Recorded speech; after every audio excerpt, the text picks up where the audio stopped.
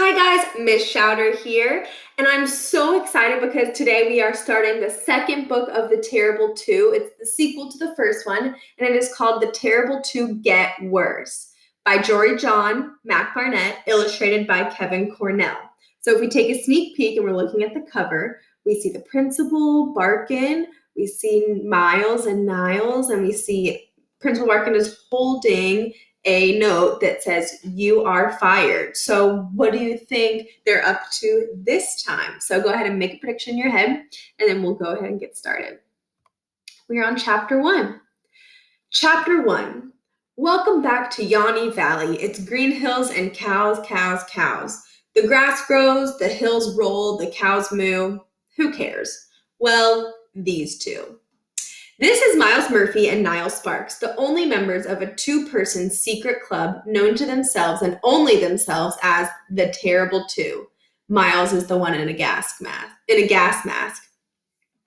So I'm seeing a connection to the first book. He's wearing a shirt that says, "Yes, you did." Remember when Principal Barkin said that he should have a shirt, that Miles should have a shirt that says, "I didn't do it," and then Principal Barkin would have a shirt that says, "Yes, you did." So it sounds like they're kind of making fun of him. The Terrible Two was a particular kind of secret club. The Terrible Two was a pranking club.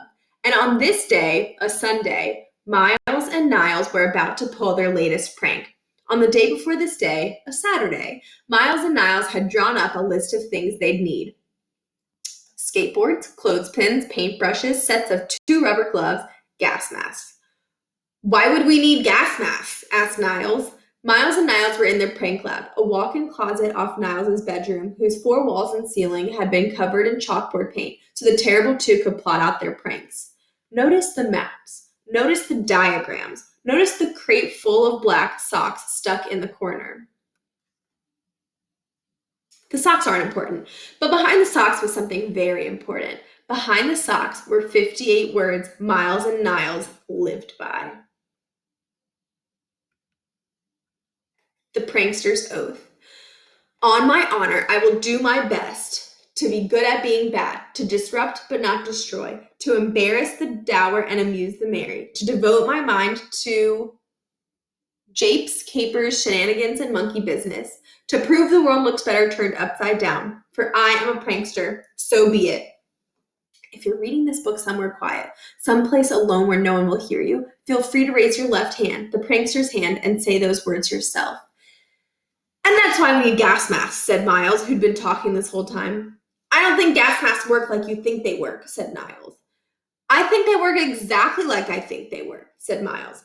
"Well, yeah," said Niles. "That's the definition of thinking." "I'm bringing a gas mask," said Miles, "and I'll bring one for you too. I'll bet you'll want it tomorrow." Which is how we got here. "Are you sure you don't want one?" Miles asked. "Yes." Niles pulled a clothespin out of his pocket and used it to clip his nostrils shut. He winced a little because it hurt.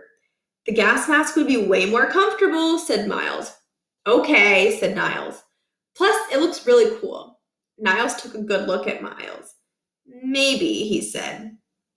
Miles and Niles laid the skateboards on the pavement. Both skateboards belonged to Miles. This morning, he'd ridden one over to the parking lot behind Danny's diner. Niles had carried the other one. He didn't have very good balance.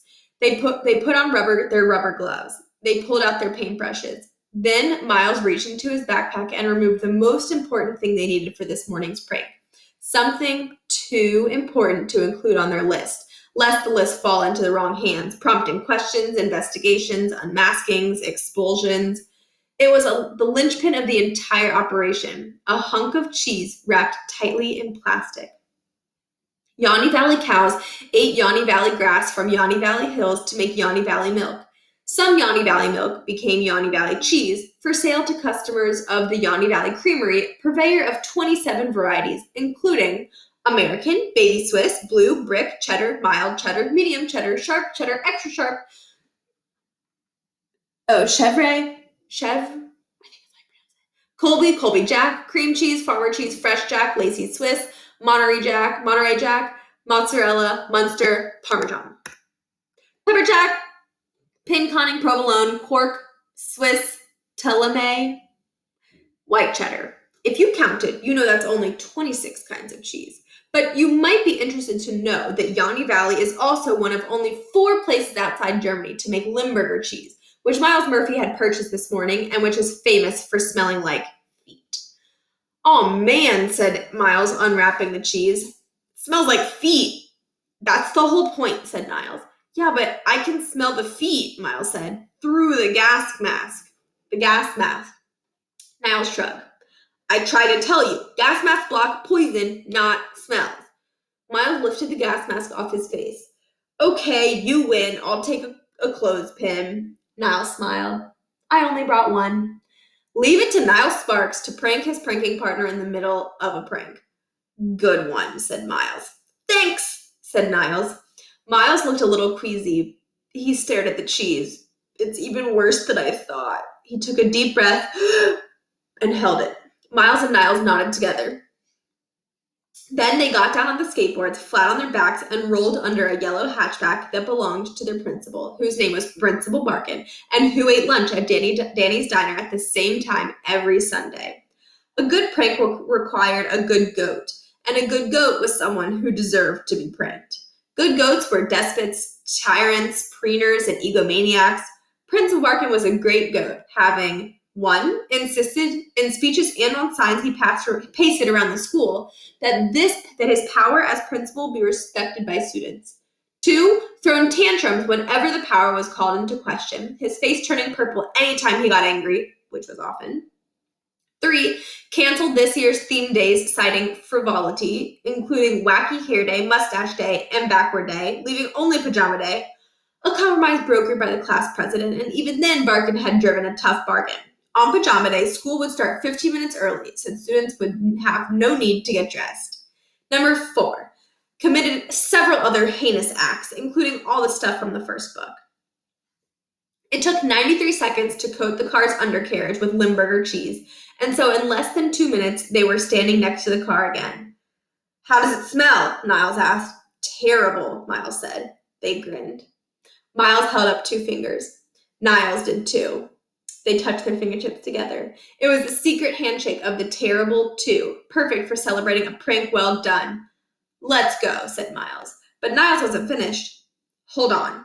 He checked to be sure nobody was looking, then smeared a layer of cheese on the vents right below the car's windshield. It was the masterstroke. And that was chapter 1. What'd you think?